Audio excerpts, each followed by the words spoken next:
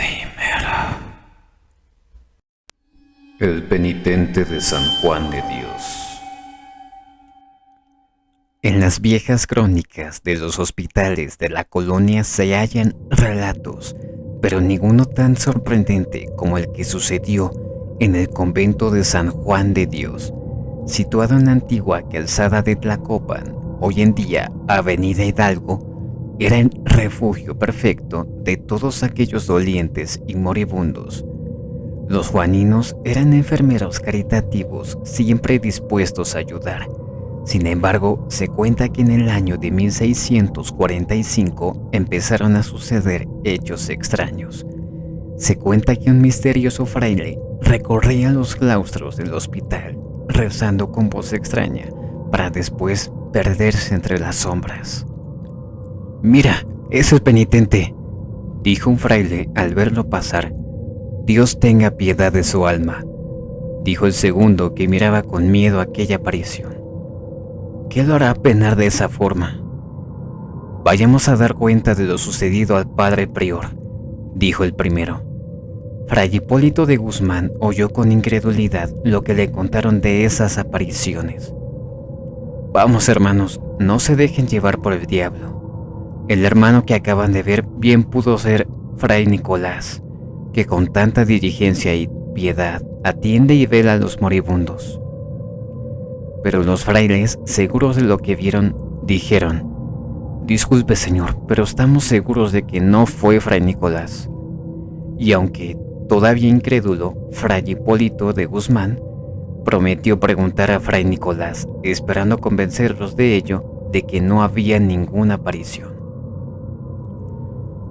Fray Nicolás era en efecto un enfermero incansable y caritativo, que tras trabajar el día entero atendiendo a los enfermos, no desdeñaba velar si así lo necesitaba algún moribundo. Y precisamente aquella noche lo hacía, pero había tenido una jornada tan larga que después de tantas noches que había venido a los enfermos, que el sueño lo venció.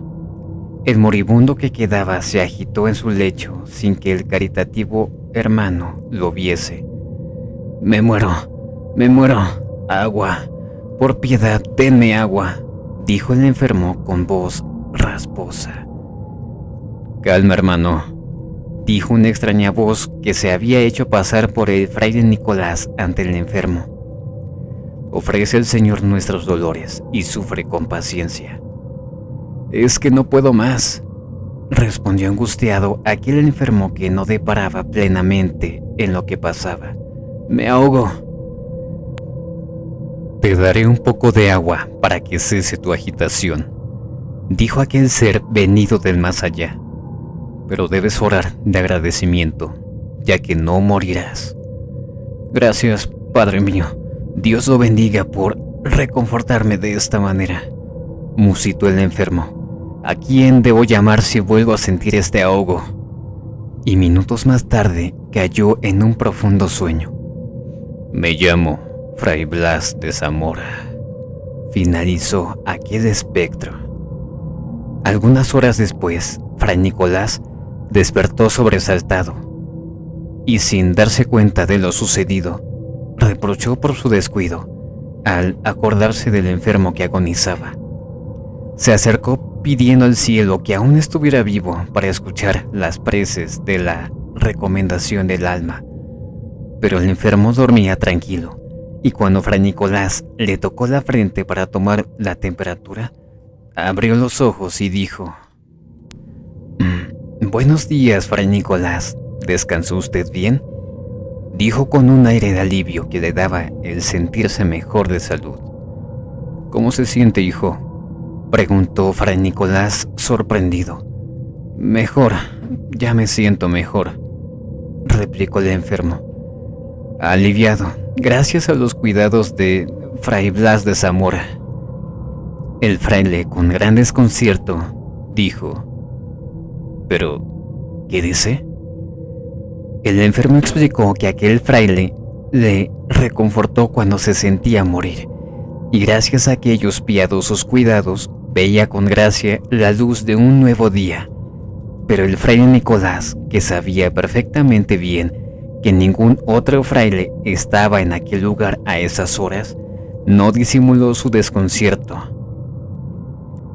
¿Fray Blas de Zamora, aquí?, preguntó el padre con un aire frío que le helaba el cuerpo. Y momentos después se encontraba ante el padre prior, quien nuevamente escuchó con incredulidad lo que se decía, pensando que todo había sido producto de una carga de trabajo, y ordenó al fraile Nicolás que se tomara un descanso de varios días para que aquellas alucinaciones despertaran. El padre prior intentó calmarlo creyéndolo loco. Le pidió que no volviera a decir aquellas historias y que solo le permitiera descansar sin decir más palabras. Y fray Nicolás tuvo que obedecer, pero fray Blas de Zamora no cesó de aparecerse en las noches y caminar el claustro, rezando. Los enfermos lo reconocían, aunque él no les dejaba ver su cara.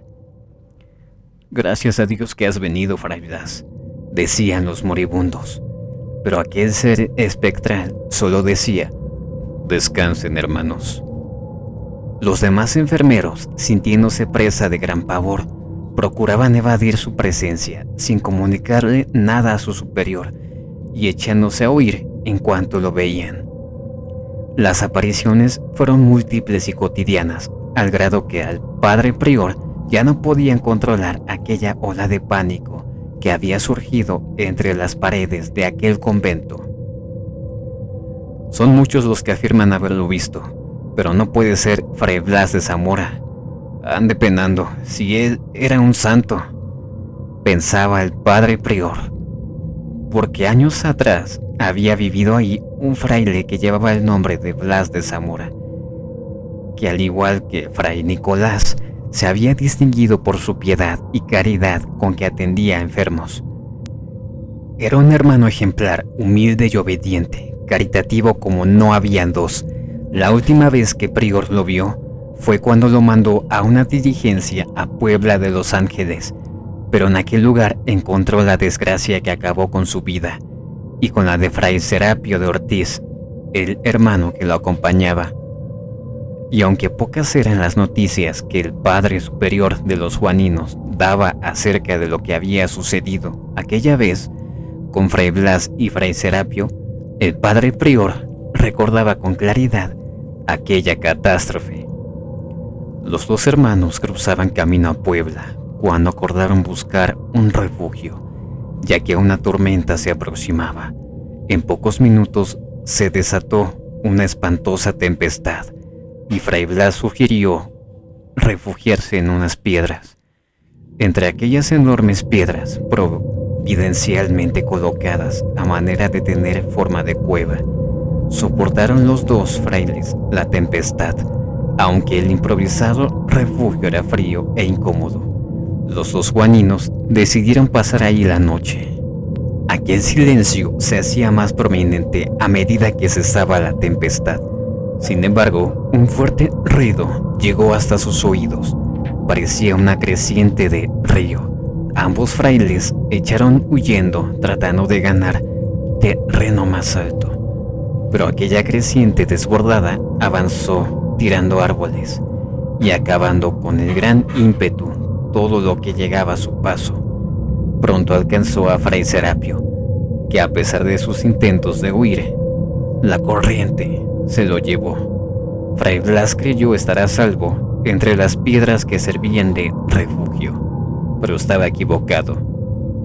El cadáver de fray Serapio fue encontrado varios días después y, reclamado por los hermanos juaninos, recibió cristiana sepultura en el camposanto del convento, pero el cuerpo de fray Blas jamás fue encontrado. Se le dio por muerto y se le ofrecieron misas y novenarios por el sufragio de su alma. Y aunque el resto de la historia es un misterio, algunas crónicas cuentan años más tarde que finalizaba de esta manera. Milagrosamente estaba vivo, pero sufría un fuerte enfriamiento por permanecer aún en el agua. Al mirar a lo lejos, notó que un gato montés se acercaba.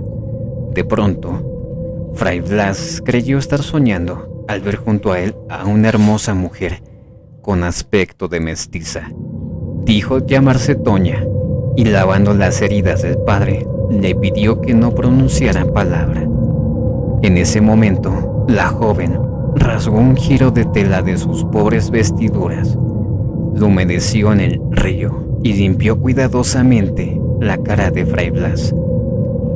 El fraile estaba pálido y enfermo, por lo que Toña lo llevó hasta su choza para que su padre lo curase. Fray Blas le pidió a la joven que avisara en el convento el milagro por el que atravesaba. A las puertas de aquella extraña morada apareció minutos después un anciano. Antes de perder el sentido, Fray Blas alcanzó a ver que aquel hombre, de mirada penetrante y verdosa, lo tomaba entre sus brazos. No supo cuánto tiempo estuvo inconsciente, pero cuando volvió a tener conciencia de sí mismo, Toña lo atendía con gran esmero. Pero los días pasaban sin que se supiera nada del fraile en el convento.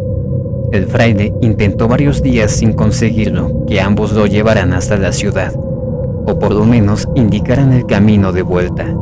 Pero todo fue inútil, ya que aquellas extrañas personas no entendían lo sucedido y le impedían ni siquiera pararse de su cama. Aquel viejo y la muchacha parecían comprender las palabras de Fray Blas, pero le indicaban que ese era un buen sitio para vivir, ya que ahí nada les faltaba. No hubo manera de que Fray Blas volviera al convento. Los días pasaron y se recuperó completamente. Procuraba estar constantemente entregado a la oración, mas su piedad parecía haberse enfriado.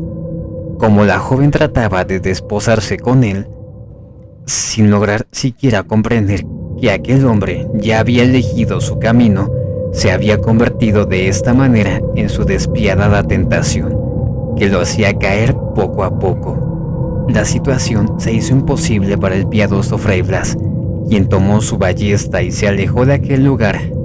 Echó tanto como pudo hasta llegar a un claro del bosque, donde se dejó caer, rienda suelta a su desesperación. Fue entonces cuando escuchó nuevamente a aquel gato montés, a quien intentó darle con su ballesta, pero desapareció entre las copas de los árboles. Estaba cerca del río, por lo que decidió tomar un descanso. Minutos después, la joven Toña llegó para tratar de tranquilizarlo. Fray Blas se olvidaba por un momento de su entorno y solo miraba aquella boca que lo invitaba a besarla. Enloquecido hasta el delirio, el fraile olvidó el convento, sus votos, todo para ceder al fin a aquella avasalladora pasión. Pero de pronto resonó una espantosa carcajada y el fraile se separó sobresaltado de la joven. El padre de Toña se encontraba frente a ellos con una risa y mirada diabólicas. Fray Blas pudo reconocer en aquel ser al diablo en persona, quien le advirtió que su alma ya estaba condenada. Un espantoso maullido atronó en el espacio y se confundió con las carcajadas de Satanás, haciendo que la sangre del padre se helara. Enloquecido, huyó el padre sin encontrar consuelo, hasta que de pronto se encontró nuevamente con aquel gato montés que, para su fortuna, llevaba en mano la ballesta con la que pudo alcanzar a aquel felino. Y entonces sucedió algo escalofriante. Aquel animal dejó de tener la forma de un gato para dar paso a la hermosa silueta de Toña. Y aunque el cielo había estado sereno aquel día, comenzó una fuerte tempestad. Justo a lo lejos miró un poblado y, al dirigirse hacia él, aquellos seres se le aparecieron, cortándole el paso. La voz de Satanás lo paralizó por completo y aquella silueta espectral que antes era una joven hizo que perdiera todo juicio. Desesperado, Fray Blas metió su mano entre su ropa y sus dedos tropezaron con la cruz de su rosario, lo que sacó en el acto. Las caras de aquellos seres se desfiguraban hasta tomar un aspecto pavoroso que se desbarataba ante los ojos de fraile. y cuando pensó que ya se había librado de aquella maldición, un rayo lo alcanzó, matándolo en el acto. Su cuerpo rodó río abajo, donde no pudo ser encontrado jamás. Fue por este tiempo cuando comenzaron las extrañas apariciones en el convento de San Juan de Dios. Convencido de lo sucedido, Fray Prior decidió investigar a fondo el suceso y darle fin a aquellas apariciones. Esa misma noche, el fraile recorrió los claustros hasta que de pronto vio ante sí el espectro de Fray Blas de Zamora. El padre prior cayó de rodillas ante la aparición. «Decidme, hijo, ¿qué pena estáis pagando?», preguntó el padre prior con pavor en el rostro. «Un pecado que no puedo confesar, padre», dijo Fray Blas, «pero en Dios, en su infinita misericordia, no me condenó, sino que quiso purificar mi alma, retomando mi deber que no debía abandonar jamás». Se cuenta que Fray Blas de Zamora siguió sus rondas por los claustros durante algunos años, por lo que el padre prior decidió asentar lo sucedido en las actas del convento, motivo por el cual se volvió una tradición en las crónicas de la época, sobreviviendo los años. En cuanto a la joven y a su padre, existen diversas crónicas que aseguraban que los caballeros se perdían en el bosque al perseguir un hermoso gato montés, y hay quienes aseguraban que la joven y su padre fueron la perdición de miles de almas en la época de la colonia. Pero esto comprende otras historias.